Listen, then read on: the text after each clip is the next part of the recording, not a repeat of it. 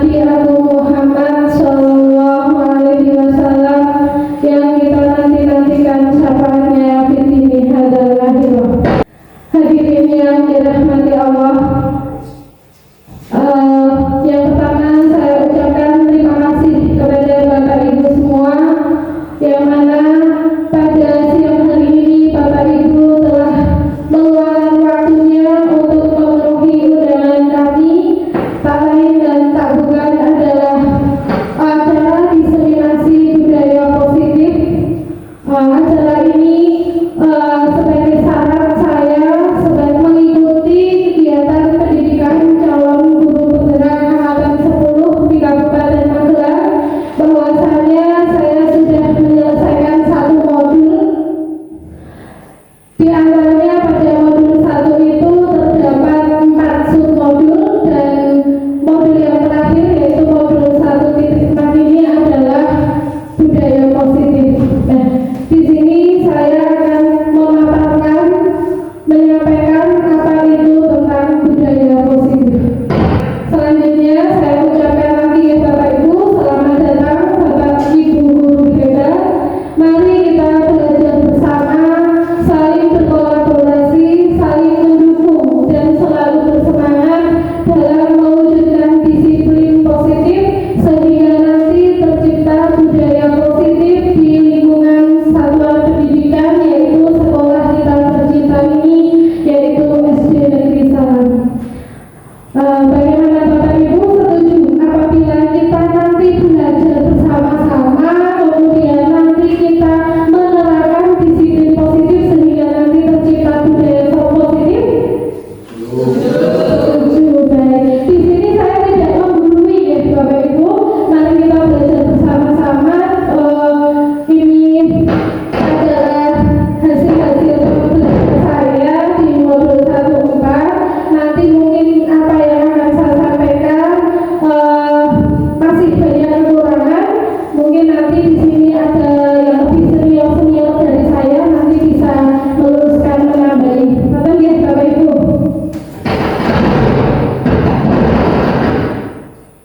Konsep utama dalam budaya positif itu ada beberapa materi. Yang pertama tentang perubahan paradigma belajar, kemudian ada disiplin positif, kebutuhan dasar manusia, kemudian yang keempat itu ada motivasi perilaku manusia, kemudian ada posisi kontrol restitusi, kemudian ada keyakinan kelas dan segitiga restitusi.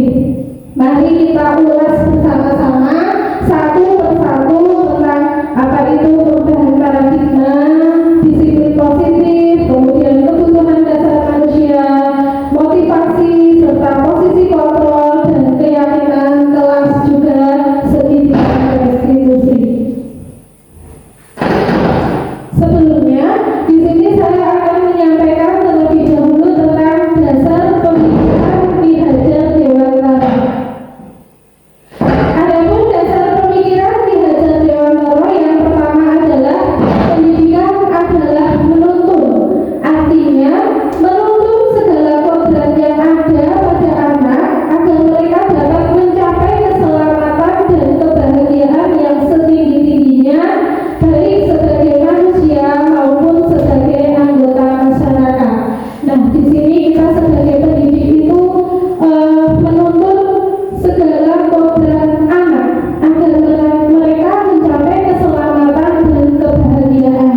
Menurut Ki Hajar Dewantara itu, pendidik itu diibaratkan sebagai petani. Apabila petani itu menanam padi, maka apa yang dia butuhkan untuk tanaman padi tersebut, nah kita harus menyesuaikan seperti itu. Kemudian pendidikan itu sifatnya memerdekakan. Artinya saat belajar, anak merdeka lahir dan batinnya. Anak bebas menentukan sendiri sesuai dengan yang mereka senangi atas kegiatan yang ada, namun tetap mengacu pada tuntunan. Nah, maksudnya di sini ketika anak belajar itu merdeka lahir dan batinnya, artinya orang saat PDW, aku seneng ini, tetapi kita melayani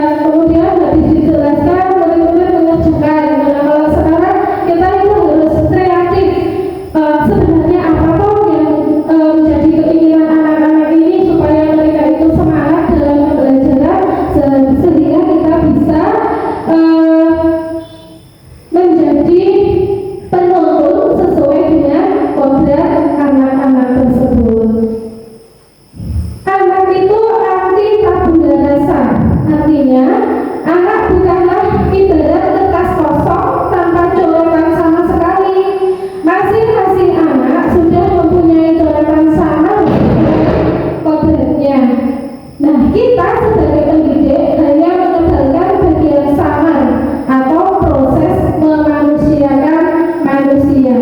Nah, artinya di sini kalau dulu pemahaman kita tentang anak itu anak seperti kertas putih.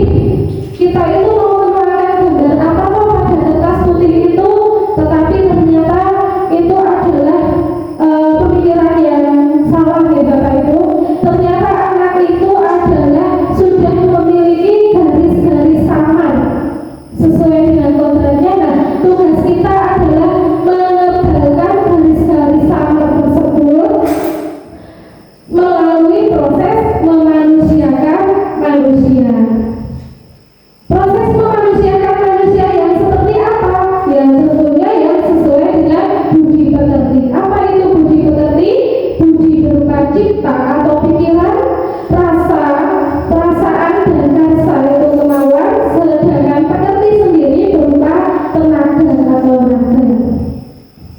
Kemudian di sini pendidik itu juga menghaba pada anak, artinya menghaba sendiwa dawuh, artinya menghaba ini tidak mengharapkan apa-apa, tidak mengharapkan imbalan, tidak menuntut anak untuk menjadi apa, tetapi kita memfasilitasi mereka untuk mengembangkan bakatnya supaya tercipta karakter, dan pendidikan itu tentunya dengan memanusiakan manusia tadi. Selanjutnya di sini saya akan menyampaikan tentang perubahan paradigma belajar. Pembelajaran dengan paradigma baru saat ini dirancang berdasarkan prinsip pembelajaran yang berdiferensiasi, sehingga setiap siswa belajar sesuai dengan kebutuhan dari tahap ke tahap, sesuai dengan perkembangannya dan sesuai dengan nilai-nilai kebajikan. Nah,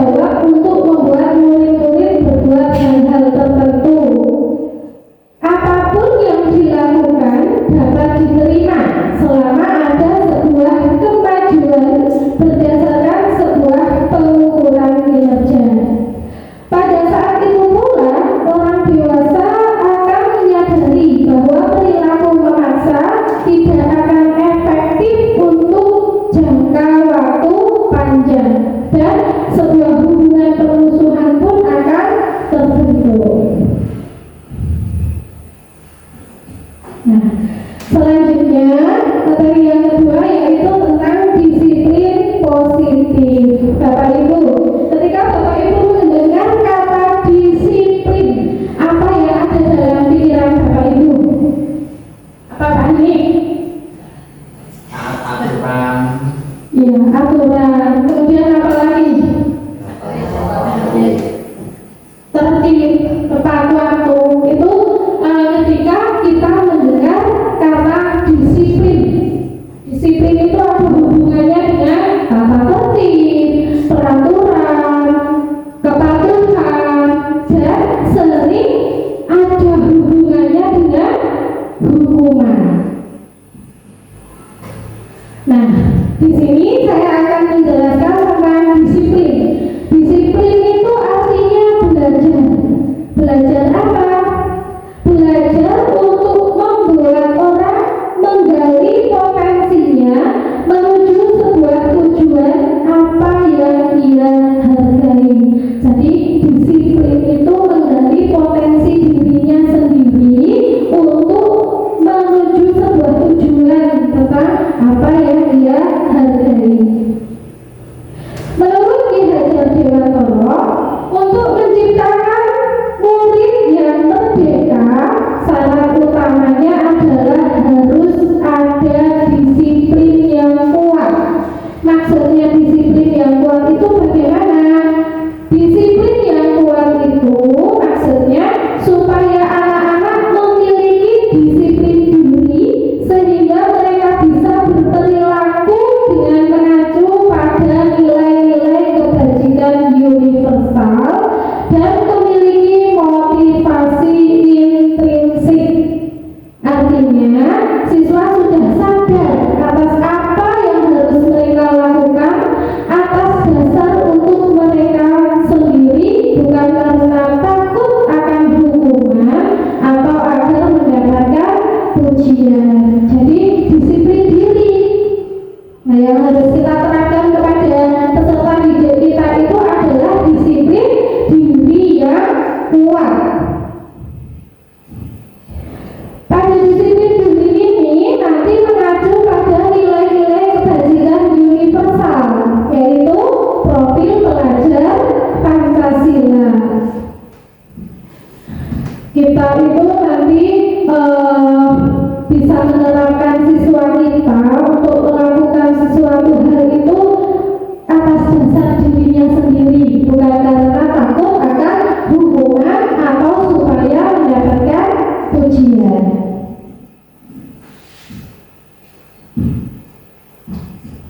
Dengan disiplin diri, seseorang dapat menggali potensinya menuju kepada sebuah tujuan mulia, yaitu sesuatu yang dihargai dan bermakna.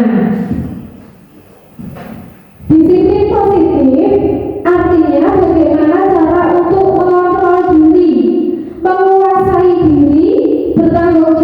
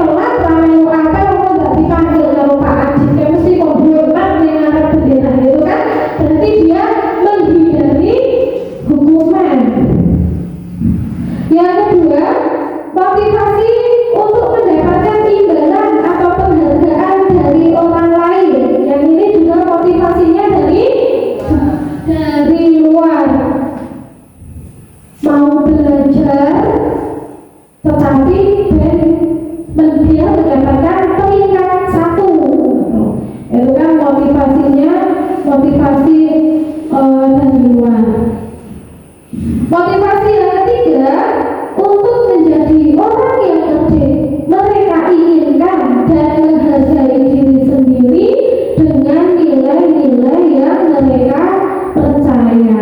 Nah, motivasi perilaku yang ketiga ini adalah merupakan tujuan dari disiplin positif. Kita mengharapkan anak-anak itu memiliki motivasi yang ketiga ini supaya murid-murid kita menjadi orang yang mereka inginkan dan menghargai dirinya sendiri dengan nilai-nilai yang mereka percaya. Ketika murid-murid tersebut sudah memiliki motivasi dari dalam, maka mereka sudah memiliki motivasi intrinsik, dan motivasi intrinsik ini akan berdampak jangka panjang karena mereka akan tetap berperilaku baik dan berlandaskan nilai-nilai kebajikan.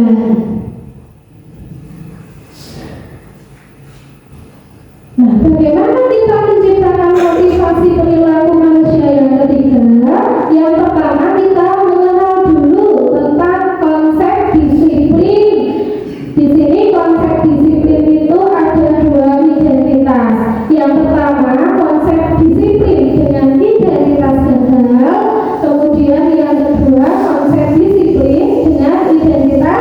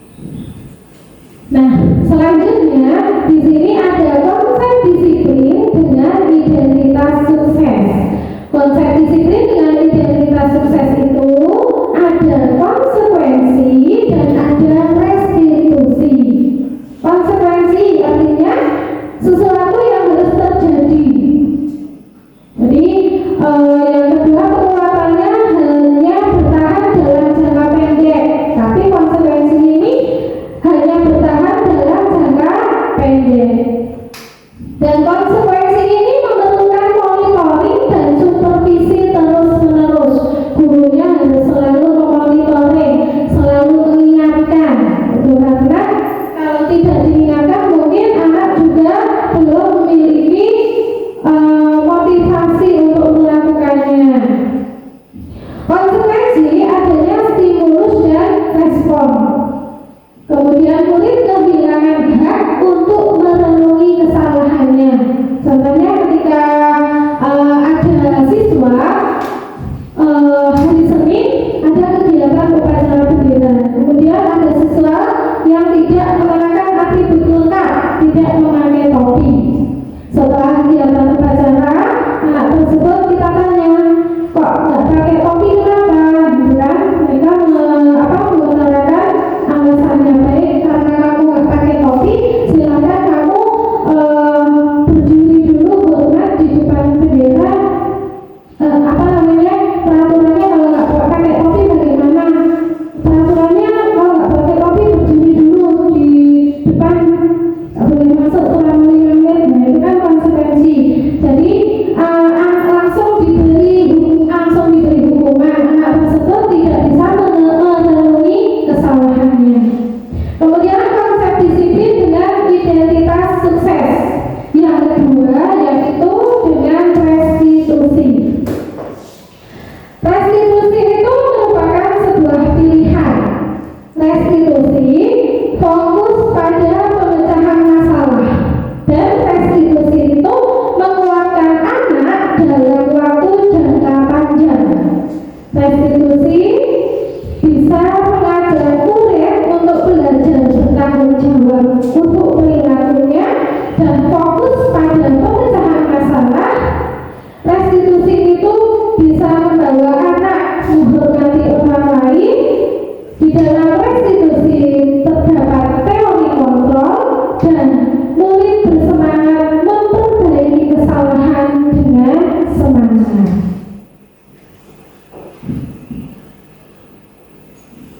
Di sini kita akan mempelajari tentang restitusi, pendekatan restitusi, yaitu sebuah cara untuk menanamkan disiplin positif pada murid.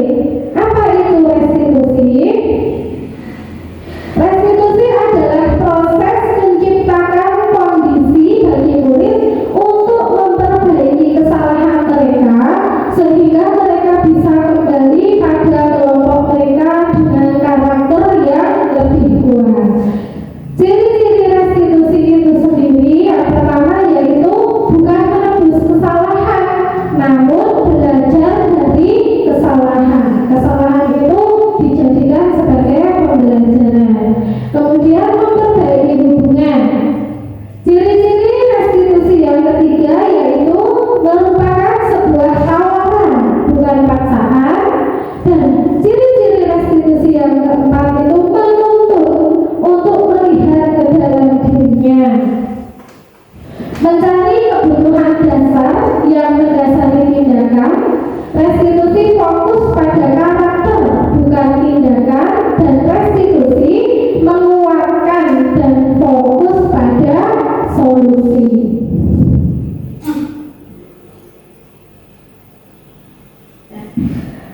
Strategi menumbuhkan disiplin diri pada anak. Di sini kita akan ada 3 langkah.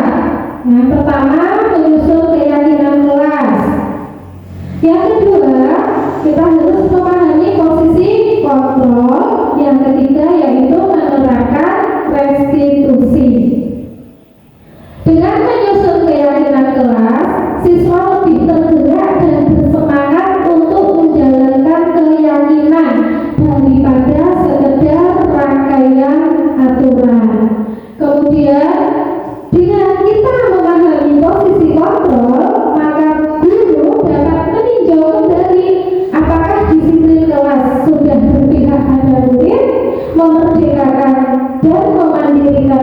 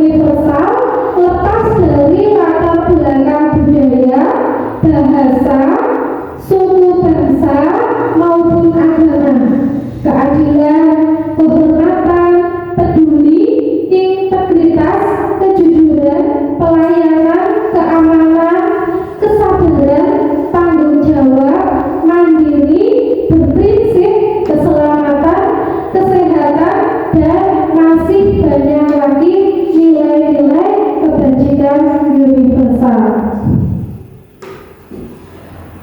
Mengapa keyakinan kelas bukan peraturan kelas? Keyakinan kelas ini bersifat lebih abstrak daripada peraturan yang lebih rinci dan konkret. Keyakinan kelas berupa pernyataan-pernyataan universal. Pernyataan keyakinan kelas senantiasa dibuat dalam bentuk positif.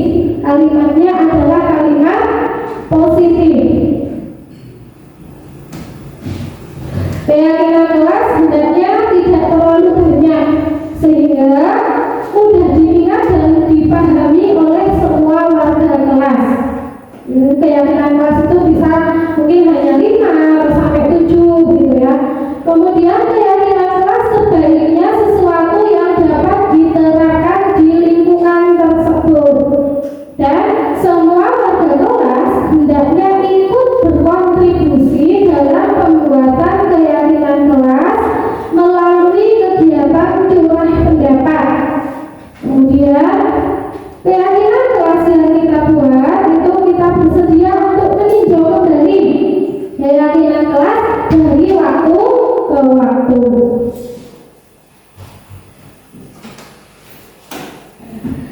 Selanjutnya di sini saya akan memaparkan tentang prosedur pembentukan keyakinan kelas. Yang pertama, mempersilahkan murid-murid di kelas untuk bercurah pendapat tentang peraturan yang perlu disepakati di kelas. Kemarin saya membuat keyakinan kelas di kelas 3. Yang pertama itu saya berdialog dulu dengan anak-anak tentang kondisi kelas. Kemudian setelah itu saya bertanya, kelas kita ketika kita belajar di sekolah, terutama ketika kalian berada di kelas, itu kondisi seperti apa yang kalian inginkan.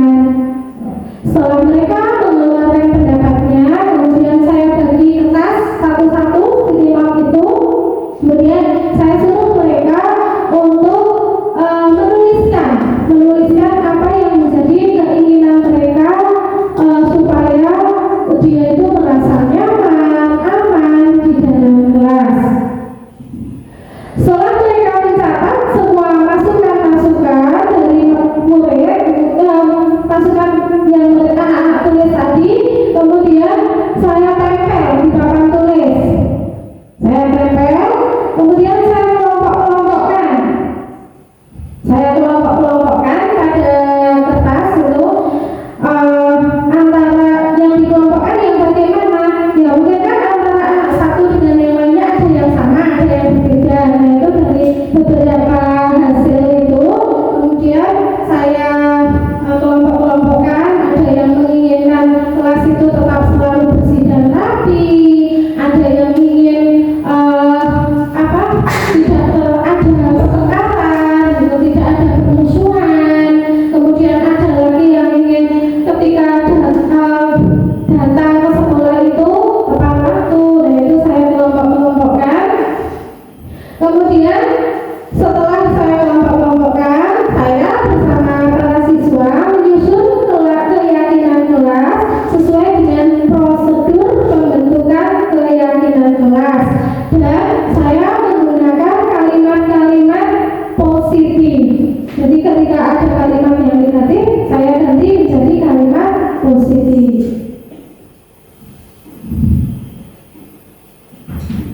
Tinjau kembali daftar curah pendapat yang sudah dicatat.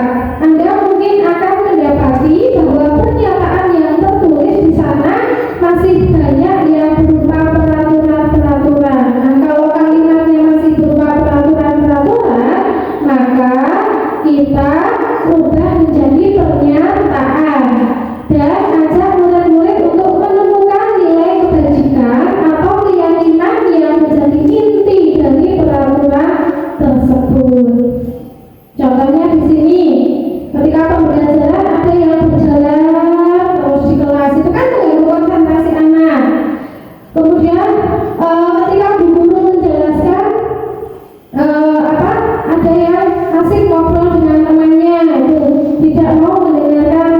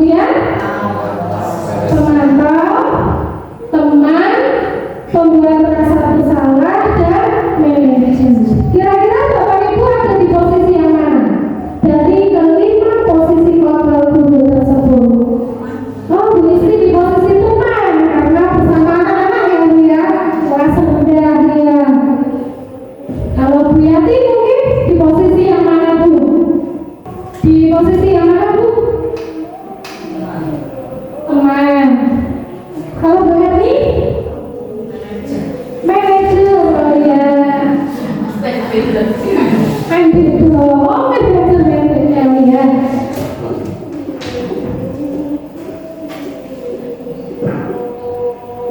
Nih, saya ada soal ya. Pada waktu pelaksanaan upacara bendera hari Senin, ada beberapa siswa yang tidak mengenakan atribut lengkap. Hal apa yang akan Bapak Ibu guru lakukan terhadap siswa tersebut?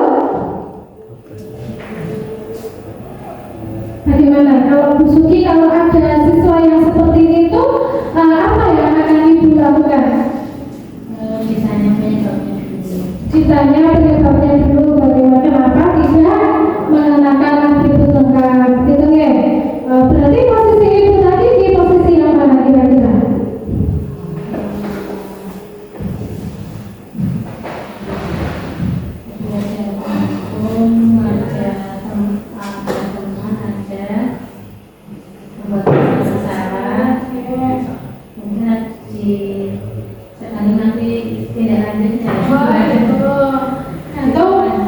Tidak lanjutnya mungkin itu di teman gitu ya kalau dibohongin. Kalau menurut Bu Yuleka sendiri, ketika ada siswa yang seperti itu, tindakan Ibu bagaimana? Hampir sama dengan Bu Suki. Kalau saya tanya dulu kenapa kamu tidak memakai itu.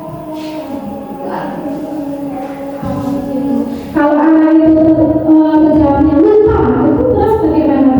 Kalau lupa saya ingatkan besok pagi harus sebelumnya itu harus dipersiapkan dulu supaya tidak lupa. Mungkin hari Sabtu sudah dipersiapkan untuk Berarti mengingatkan dan memberi solusi begitu ya. Nah kalau seperti itu mungkin dari 5 posisi tadi Ibu berada di posisi yang mana? Teman dan pemantau. Oke.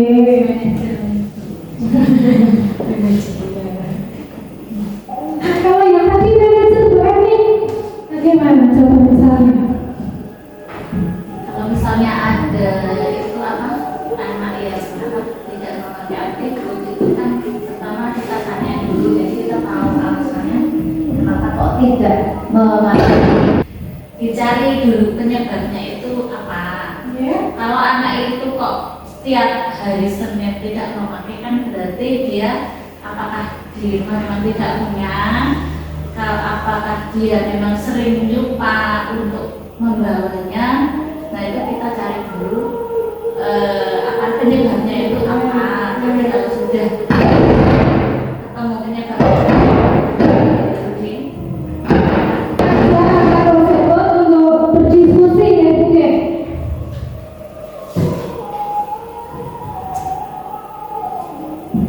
Nah ini Bapak Ibu 5 posisi kontrol guru.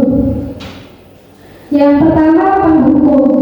Seorang penghukum bisa menggunakan hukuman fisik maupun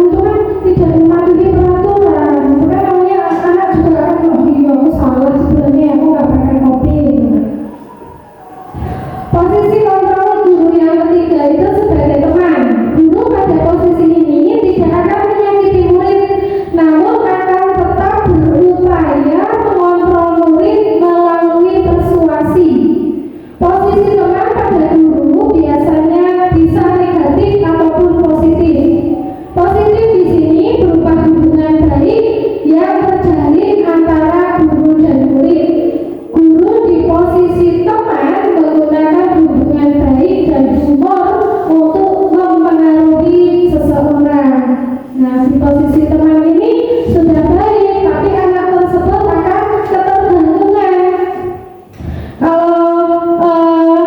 Ketika dia itu nanti naik kelas misalnya ya, dia sudah nyaman dengan guru tersebut. Ketika besok dia naik terus dia, aduh aku besok ketemu guru naik terus gimana ya, itu kan karena dia sudah merasa ketergantungan.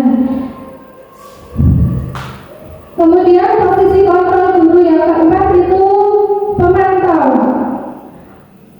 Memonitor berarti mengawasi. Pada saat kita mengawasi, kita bertanggung jawab atas perilaku orang-orang yang kita awasi. Posisi pemantau berdasarkan pada peraturan-peraturan dan konsekuensi. Biasanya pemantau ini berdasarkan pada peraturan serta konsekuensi. Kemudian posisi kontrol guru yang kelima yaitu manajer. Posisi manajer adalah posisi mentor di mana guru berbuat sesuatu bersama dengan murid, mempersilahkan murid mempertanggungjawabkan perilakunya, mendukung murid agar dapat menemukan solusi atas permasalahannya sendiri. Nah, dari kelima posisi kontrol guru tersebut, kita diharapkan berada di posisi yang manajer. Kita berada di posisi yang manajer. Boleh tidak kalau kita menjadi pemantau? Sewaktu-waktu ya boleh, kalau memang anak tersebut penanganannya harus menggunakan pemantau, dan juga kita boleh sewaktu-waktu menjadi teman. Tetapi yang paling baik adalah di posisi manajer.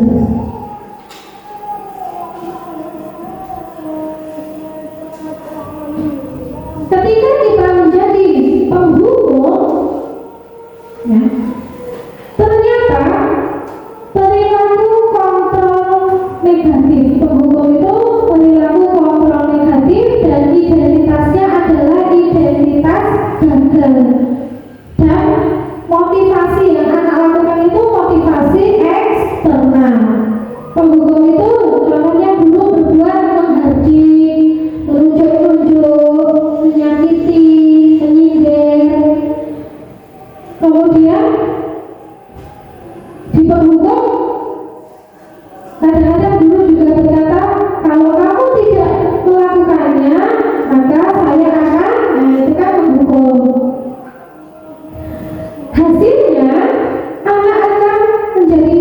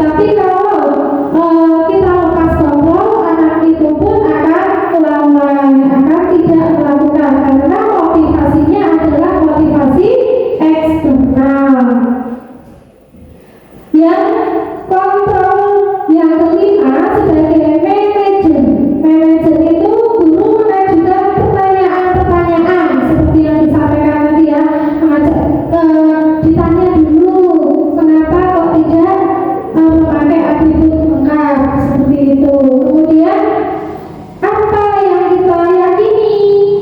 Nah, ini berarti mengacu pada keyakinan kelas atau keyakinan sekolah. Nah, jika kamu meyakininya, maka kamu akan maukah kamu akan memperbaikinya. Itu adalah ketika posisi guru di kontrol manager. Hasilnya bagaimana? Hasilnya akan menguatkan karakter anak tersebut. Nah, dalam posisi kita menjadi manajer, maka motivasi anak tersebut adalah motivasi intrinsik. Tujuan akhir dari 5 posisi kontrol seorang guru adalah pencapaian posisi manajer, di mana di posisi inilah murid dapat menjadi pribadi yang mandiri, merdeka, dan bertanggung jawab atas segala perilaku dan sikapnya yang pada akhirnya dapat menciptakan lingkungan yang positif, nyaman, dan aman.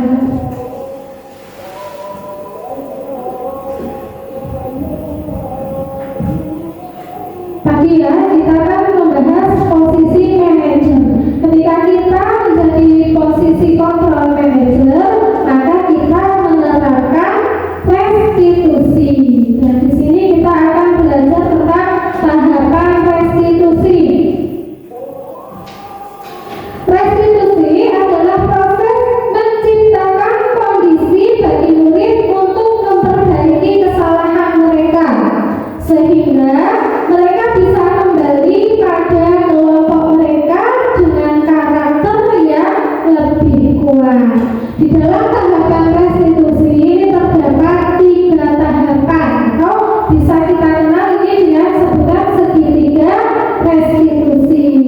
Yang pertama, kita bisa menstabilkan identitas terlebih dahulu dengan kita berkata setiap orang pasti pernah melakukan kesalahan. Kamu bukan satu-satunya yang pernah melakukan kesalahan tersebut. Kemudian setelah kita menstabilkan identitas, langkah kedua yaitu memvalidasi tindakan yang salah. Artinya kita bisa bertanya kepada anak tersebut, kamu tentu punya alasan kenapa kamu melakukan itu. Adakah cara yang lebih efektif untuk mendapatkan apa yang kamu butuhkan? Nah, ini adalah validasi tindakan yang salah. Kemudian langkah yang ketiga yaitu menanyakan keyakinan. Lalu keyakinan kelas apa yang telah kita sepakati? Apakah kamu ingin menjadi orang yang kamu ingin menjadi orang yang seperti apa? Ini adalah menanyakan keyakinan kelas dan keyakinan yang ada pada dirinya sendiri. Langkah-langkah restitusi yang pertama, menstabilkan identitas. Teori kontrolnya, kita semua akan melakukan hal terbaik yang bisa kita lakukan. Kemudian langkah yang kedua yaitu validasi tindakan yang salah. Semua perilaku pasti memiliki alasan. Kemudian langkah yang ketiga, menanyakan keyakinan. Kita semua memiliki motivasi, itu motivasi internalnya. Tujuan restitusi itu sendiri apa? Tujuan restitusi itu yaitu bukan untuk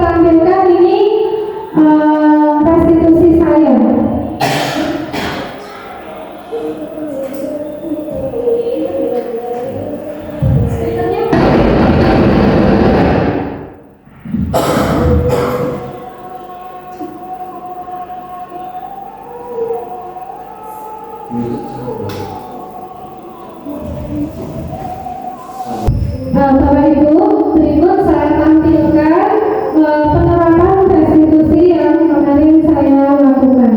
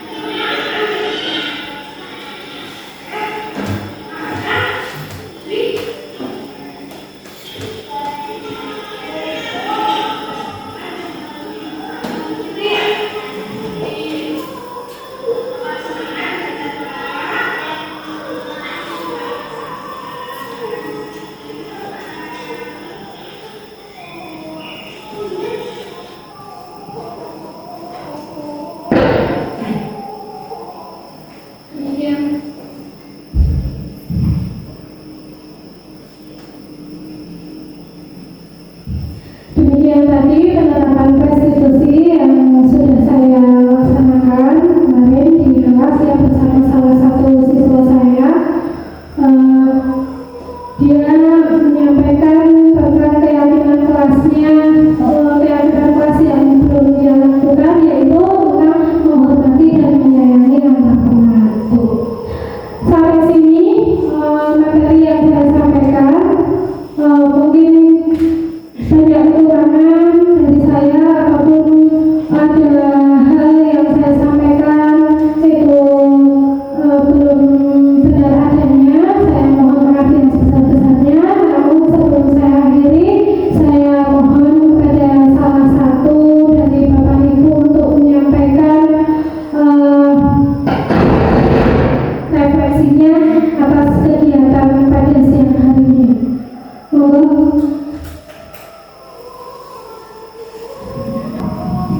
Terima kasih atas waktunya yang diberikan pada saya. Di sini saya memberikan sedikit refleksi terkait dengan pemaparan disiplin positif. Sangat banyak sekali materi disiplin positif nih Bu. Nah tentunya yang paling mengenai kita itu adalah tadi yang sudah disebutkan, yaitu posisi kontrol. Siapa yang bisa mengontrol diri kita itu adalah diri kita sendiri. Jadi diri kita sendiri yang dapat mengontrol diri kita sendiri, bukan karena pengaruh dari orang lain. Sehingga setiap tindakan kita pun adalah didasari dari kontrol diri kita sendiri. Nah yang tak kalah pentingnya yaitu tentang motivasi perilaku. Nah disiplin positif ini memang tidak hanya dilakukan untuk kita kepada kepada peserta didik kita, tapi juga dapat diterapkan dimanapun kita berada, baik kita di lingkungan kerja maupun di lingkungan rumah dengan anak kita sendiri. Nah, motivasi perilaku di sini yaitu setiap tindakan kita itu janganlah karena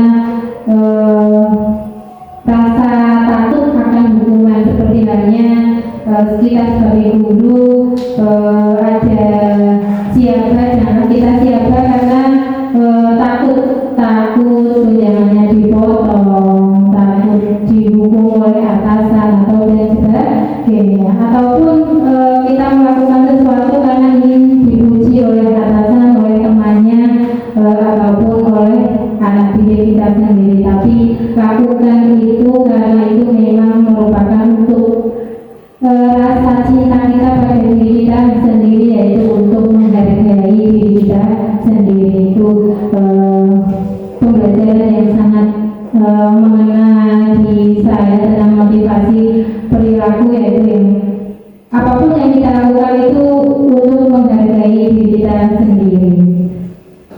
Nah, untuk selanjutnya tadi yang tak kalah penting yaitu posisi kontrol guru, ada menghukum, rasa bersalah, posisi kontrol sebagai teman, pemantau ataupun manajer. Apa kita harus selalu di manajer itu? Tidak ya Bapak Ibu, kita tergantung situasi dan kondisi peserta didik kita. Jadi kita tidak harus selalu di posisi manajer, tergantung situasinya.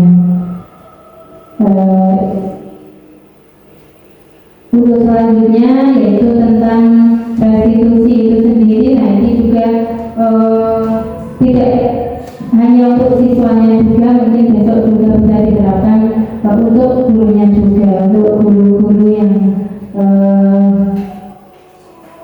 dalam mendisiplinkan guru itu bisa dilakukan melalui restitusi juga. Untuk selanjutnya, untuk keyakinan kelas, harapannya tidak hanya dibuat di kelas 3 saja ataupun di kelas yang gurunya mengikuti program guru penggerak, tapi harapannya semua kelas dapat membuat keyakinan kelas masing-masing. Nah, tadi sudah diberitahu bagaimana caranya membuat keyakinan kelas, langkah-langkahnya bagaimana, moga besok bisa dipraktekkan bersama-sama.